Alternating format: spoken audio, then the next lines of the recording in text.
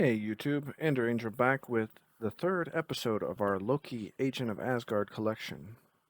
If you haven't watched the first two episodes, I highly suggest you go back and watch the first two. I'll leave a link in the description below. The comic we will be covering in this episode is Loki, Agent of Asgard, issue number 2. Spoiler alert, I will be covering this issue in depth, going through the pages, narrating them. So you've been warned, spoilers are ahead. The cover depicts Loki in a romantic setting, being offered a rose at candlelight. Let's find out why together. We find ourselves at a speed dating event. We also see a man named Phil sitting at table number 6.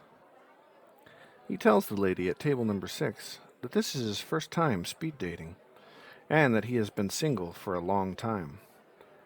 However, the lady at table number 6 tells him to get lost.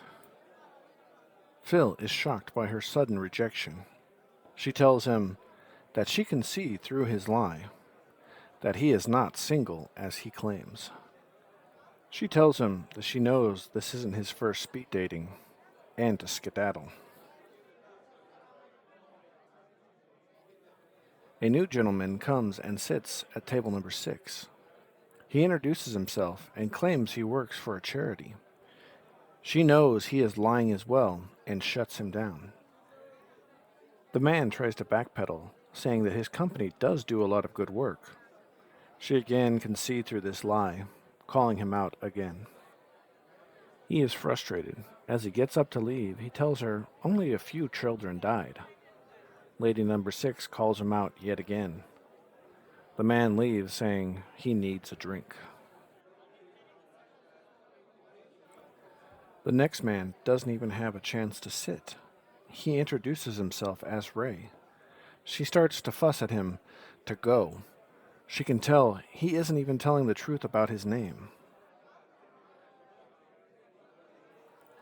Next, Loki sits at her table. She calls him out on his unusual outfit, asking if it is some sort of cosplay. Loki acts surprised that she can see him. He was using an illusion to disguise himself. We now see the young lady sitting at table number 6. She is an attractive redhead with multiple tattoos on her arms. She asks him why he is dressed the way he is, wondering if there is a Comic-Con going on somewhere.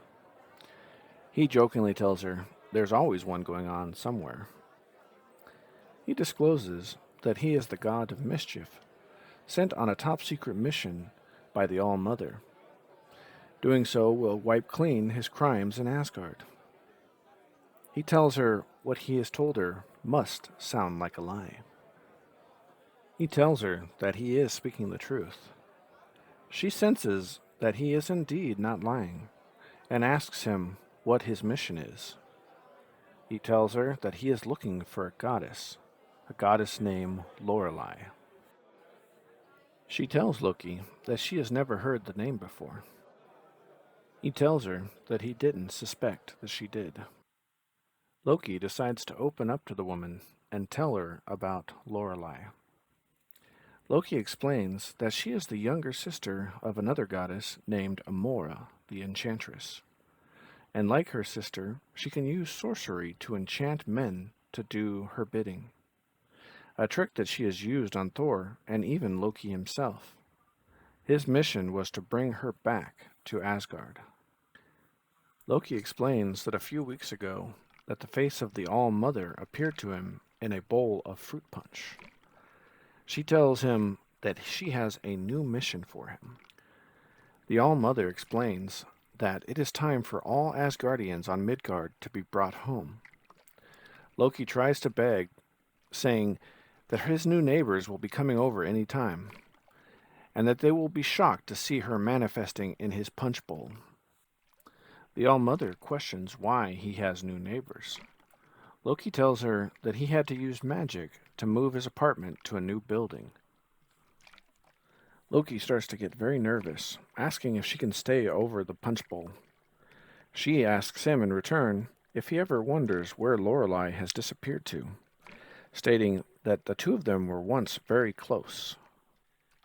Loki can't help himself as he starts to daydream about his past life and just how close they were. He tells her that he does have some inappropriate yet very pleasant memories that linger from his past life of her. She reminds him that he may be a new resurrected version of himself, but that he is still Loki, and that he is the only one that can bring Lorelei home. As the manifestation ends, the punch splashes down into a mess. She tells him he will be rewarded if he brings her back. Loki's guests have arrived. Maybe he'll get a new carpet, he thinks to himself. The woman at table number 6 is intrigued by his story, asking him to please continue. He explains that his carpet, as well as his party, were ruined by the incident, but he could just move again if he needed to. He tells her that his search led him to Paris, saying that he and Lorelei had many similarities, both being the younger sibling, and that they often thought alike. He was able to track her in ways that other Asgardians would never consider. He used newspaper articles and the internet to track her movements across the globe. Loki was able to track a month's worth of cons and scams that seemed to be leading her to one likely place. We find ourselves in Monte Carlo, in a casino for the super rich, a perfect place for a heist. The prize? 1 billion euros in the most secure vault known to man, a literal fortress. Lorelei handpicks a new team for every job she pulls.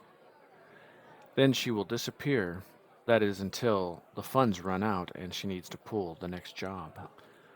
Lorelei and her companions pull out their pistols.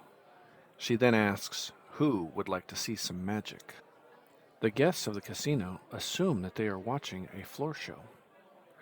Meanwhile, a shadowy figure to the right knows that there's something wrong. As the patrons start to suspect that there is something wrong as well, the shadowy figure moves closer. Hey guys, taking a brief break to remind you to like and subscribe, as this will really help the channel out. Plus, hit the bell icon so you'll be notified so you don't miss any of our future videos. If you don't, Galactus will consume the Earth. Please help out.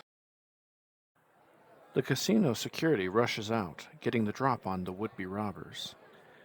Lorelei smirks as she asks the men to excuse her and her team. The trio magically vanish in front of the confused men. The crowd starts clapping, convinced that it was a magic trick to entertain them. Lorelei tells her partners that it won't take long for them to find them. Trixie, one of her partners, starts to hack the vault door. However, someone has already found them. He calls out to them to get their attention. It is none other than the shadowy figure. He orders the women to drop their weapons. The lady from table number 6 looks enthralled in Loki's story. She asks if the shadowy figure was him. He is shocked by her remark, telling her, what would the god of mischief need with a gun? The shadowy figure is revealed to be an Interpol agent by the name of Max Martel. The blonde of the group, named Daisy, pulls out her gun, intent to shoot Max dead. Lorelei orders her to stand down. She has an easier way to handle him. Lorelei starts to use her signature powers to enchant Max to her will. Sadly for Max, his will isn't strong enough to resist her charms. He is immediately overwhelmed by her enchantment as she kisses him. Lorelei says he'll be daydreaming about her for hours, more than enough time to complete the heist. She asks Trixie how the hack on the door is going. She tells her she only needs just a few more seconds to crack it. Lorelei hands Daisy the amulet that allowed them to do their disappearing act earlier. She tells her to go and retrieve the car. Daisy casually walks back into the casino. However, the amulet does not conceal her. Security is on her in an instant to take her into custody. She is at a loss as to why it failed to hide her this time when it was so effective before. She discovers the amulet she is carrying is a fake, with a Made in Taiwan stamp on the back. Loki tells the lady at table number 6 that switching it for a fake was a very difficult task. Loki shows her the real amulet that he has swiped for himself. Back to the heist, Trixie has broken the code. The pair walk in, and they see a pallet with the billions of euros in front of them. The door slams behind them. Trixie tells Lorelei that she is trapped until she is ready to release her. Trixie tells Lorelei that they need to have a little chat. Lorelei questions her who she really is. Trixie is actually the trickster god in disguise. The lady of table number 6 is surprised by this development. Loki explains that he is a shapeshifter, and that he is always himself no matter what form he takes. She tells Loki that they have been working on this plan for weeks, and that the Loki that she knew would never have kept up a charade for that long. He explains that he has changed. She tells him that doing the bidding of the All-Mother isn't very smart, and compares him to a lapdog. So she assumes he is there to capture her. She opens her handbag, revealing it has a secret escape plan. The bag has a concealed portal. She had planned to use the portal to move the billions of euros. Now she is using it to escape. Loki tries to rush over to stop her. She blows him a kiss as she tells him that maybe next time she sees him, he won't be the lapdog. Loki has failed to catch up with Lorelei, so he turns to plan B. He starts to stuff euros into his handbag. Loki finally decides to let the lady at table number 6 know that he was wearing an illusion for the speed dating event. He tells her that to everyone else in the room, he looks like a 40-year-old man. Everyone, that is, except to her. She looks worried that he thinks that she might be Lorelei. Loki tells her that he knows that she isn't. He gestures to the table next to them. He says that he slipped a calling card in a wallet. They look over at Lorelei's table. She is enchanting every man that sits with her. And in turn, they are happily, if not unwillingly, turning over their wallets. However, he turns the conversation back towards Lady Number 6. She saw through his disguise, and seemed to be a human lie detector, and he wants to know why.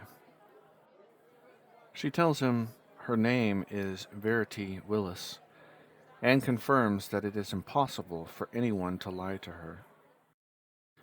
She explains it was impossible for her to believe in Santa, because she knew the men in the suits were lying to her about who they were. She can't even watch any kind of fictional movie, as they hold no suspense for her.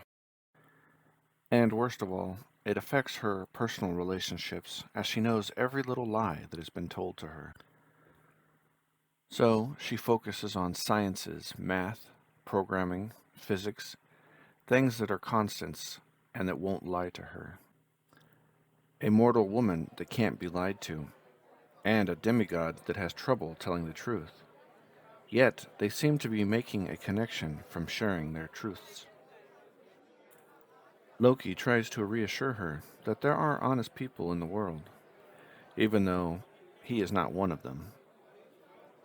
Verity thanks him for his kind words, then asks him if she will see him again. He tells her that the chances are good. He even suggests that he might have to move his apartment to her building. He quickly excuses himself as he sees Lorelei leaving the event. We now see the calling card Loki had slipped into the wallet. She asks Loki if he is still working for the All-Mother. Loki confirms that he is indeed, and that he has failed her. He failed because he did not bring her back to Asgard. She asks him why he hasn't locked her up yet then. Loki tells her that he wants to recruit her for another job that'll make the casino heist look like a speed date. Lorelei also tells Loki that he seemed to be interested in the mortal girl at table number 6. We see in the background that Verity has followed them out and is spying on them. Loki tells Lorelei that he has already put her out of his mind.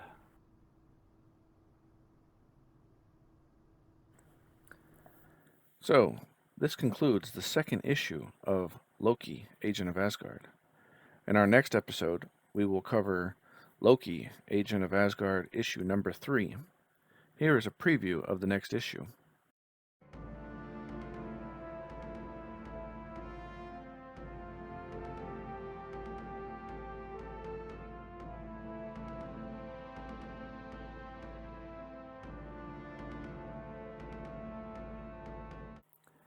Please be sure to like and subscribe and hit the notification bell, as it really helps out the channel, and it'll notify you of when we upload next.